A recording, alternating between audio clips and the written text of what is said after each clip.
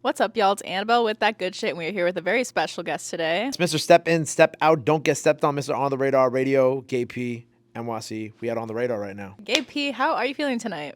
I'm good. You're here at the end of a very long day of shooting. We've been here since 2 o'clock. It is 9 p.m. now. You're our last artist of the day. Go. So I'm very tired, but I got good energy today. I'm not gonna lie, it's Monday. How long are you usually here on an average day? On an average day, we could be here anywhere from 7 to 9 hours. It really just depends on like the flow of the day, if artists are on time, how much content we're filming, and then if we just decide to stick around and hang out after. Take me back to the beginning of On the Radar. Tell me the story of how this first came to be. Basically, I didn't see nobody like me doing content for like our generation or for the young artists. A lot of well-established platforms at the time were interviewing artists from our generation. I feel like they weren't doing a great job of highlighting the talent and the differentiation and like creativity from what we were listening to versus what came before us. And this was like peak SoundCloud era in 2016, 2017.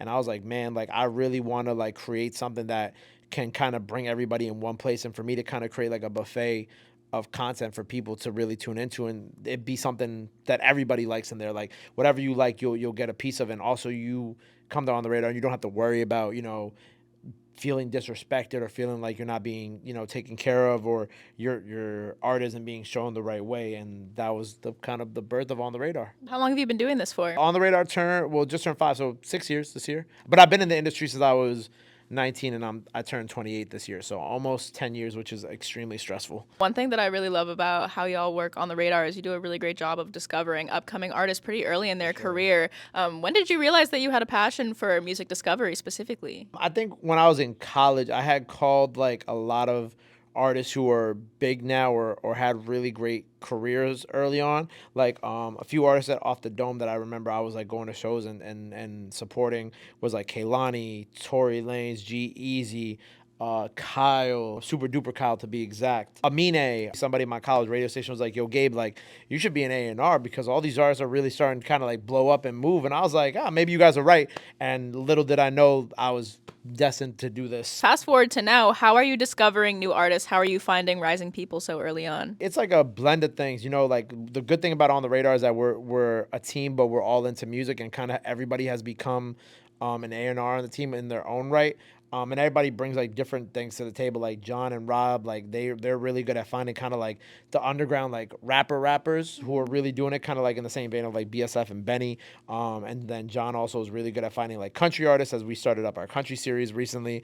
Calvin's good at really kind of like finding, I don't know how to say this, like abstract and miscellaneous artists who are incredible at what they do, but then also being very good at answering people in our DMs and making sure that the artists that I want to get on the show. And then me, myself, like I think that's always important to keep an eye on what young people are listening to. So whenever I interview people, like for example, like recently, Xavier So Based, I'll be like, yo, who do you listen to? And I'll have him send me artists. It's just about the people you keep around you, and then also just keeping your ear to the ground. And especially when it comes to social media, if I find a new blog page that I'm like, oh, wow, they have like not a lot of motion, but they're tapped in a different space that I'm not tapped in yet, I'll definitely make sure to follow them from OTR, show them some love. And I think that we built that relation with a few underground pages who have really kind of like helped us gain like bring artists on that I wouldn't have even, thought I would have brought on initially. Like shout out Underground Sound. I found a lot of great artists through Underground Sound.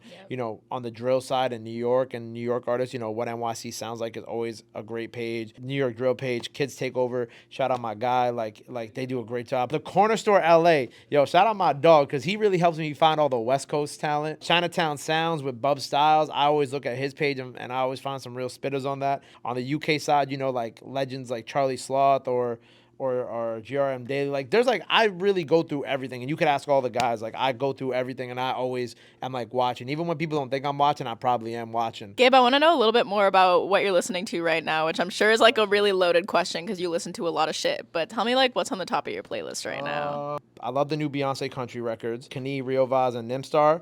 The Heart Racers, I love like their like 80s type of aesthetic and boy band aesthetic that they've been going for. Like it's really a breath of fresh air in music, and I love all three of them as individual artists too. Lonnie Love, Dream in Color, you know what I'm saying? That's my guy. I've really been bumping that. Vontae the Singer, Lovers and Friends Deluxe. That shit is incredible. If you're not hip, go listen to Vontae. Purple Heart by Money Man. I love this album more than I love a lot of things these days. This album is amazing. This has been like my go get money, my driving album. Also, I really like this new Bryson Tiller, Whatever She Want, Chow Lee, Porno Story 2-pack, Leg of My Life by 2300. Man, that's gonna be one of the songs of the summer. If you don't know who Skizzy Mars is, like Skizzy Mars is like one of my favorite artists. Skizzy Mars was so important to like my late high school, early college career.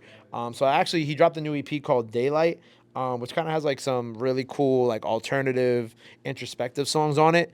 So I've really been bumping that lately too. Over the past year, what have been some of the most meaningful moments for you with On the Radar? No matter how big or popular they might be, what's the most meaningful moments for you? I think everybody will say like the Drake part, the Drake freestyle, but I'll say like the moment after the Drake freestyle where we're all together in here celebrating with each other, like just that we got to that point and we were able to make something so incredible like that happen. Other meaningful moments, I think whenever we go on tour or we go to a different city, because like that's when like the family aesthetic really kind of jumps out at us and we're all like really together exploring these different cities that we've never been to before, like all together as like one, which has been like honestly my favorite part of doing On the Radar over these past couple years, is being able to travel with everybody and bring everybody all over the country with me, and overall just being able to like build this with my friends and being able to create like the record label, the show, like everything together and into one has been just like a beautiful experience. And you know, I love when kids come up to me, they're like, yo, you inspired me to do this, or you inspired me to start my show, you inspired me to start my platform. Like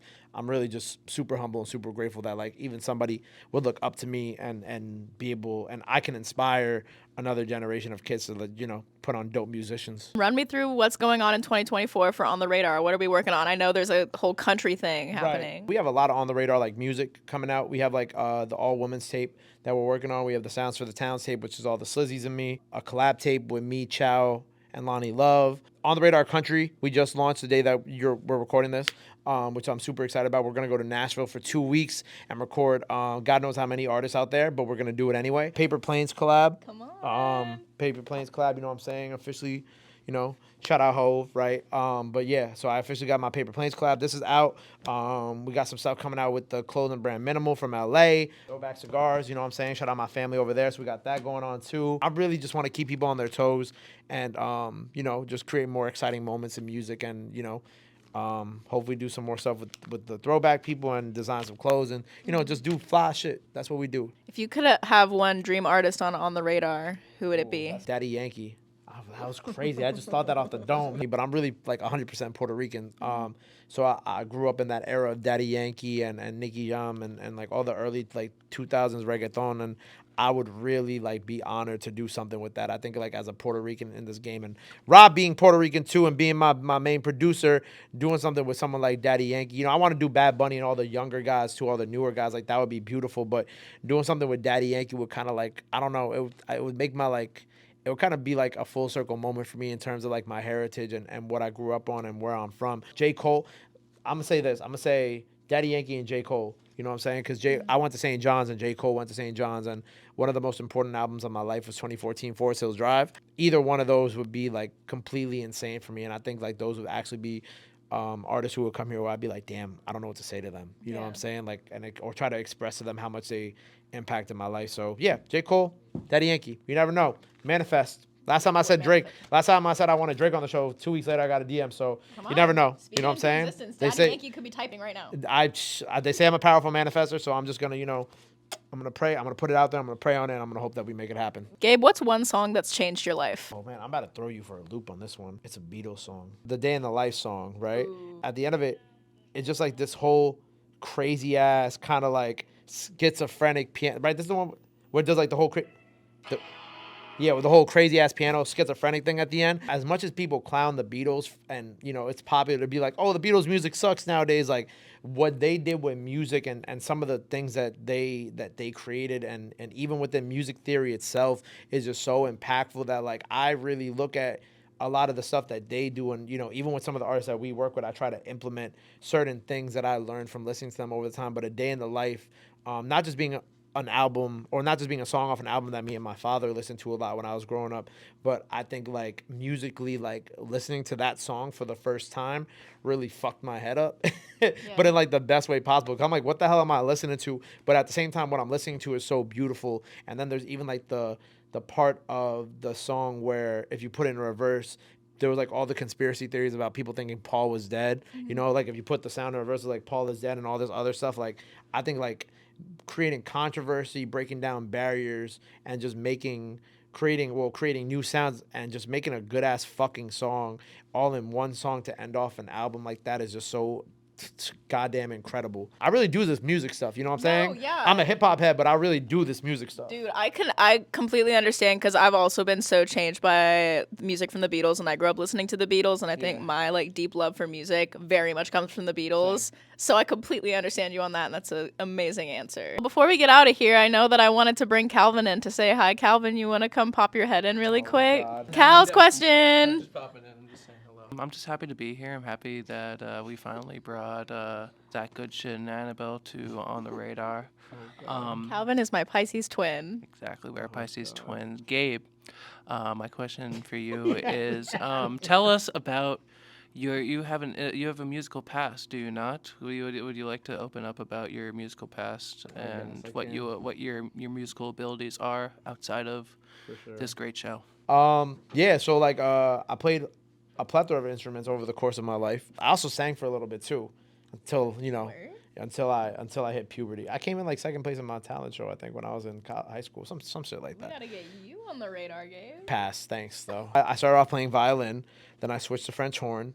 Played a little bit of mellophone when I was a kid, a little bit of trumpet too, bass guitar and guitar, but guitar was like my main thing. I dabbled a little bit in piano too. Wasn't very good at it, but it did teach me a lot in terms of like music theory and kind of helping me understand certain things. So I could play like Good Riddance by Green Day, and I could sing it at the same time on guitar. So people don't even know that I play instruments, bro. That's the crazy part. Like there's so much about me, but I kind of like that I don't give people everything. Or I'm giving people a little bit over time. You know what I'm saying? You're a mysterious man. You know what I'm saying? I feel like we've learned a lot about you today, though. This has been really fun. Probably, Thanks, that's Gabe. probably the most anybody has gotten out of me about like that type. Like asking me which song changed my life is crazy, but yeah, for sure. Gabe, thank you for your time. Very honored to be here. Is there anything else that the people should know about Gabe P? The good shit on the radar. You already know what's going on. Make sure you go follow her. Go follow us. Go run up everything we have. Go run up everything she has. You know I say love is free, support is free. So on the radar, Mr. Step in, step out. Don't get stepped on. Bow.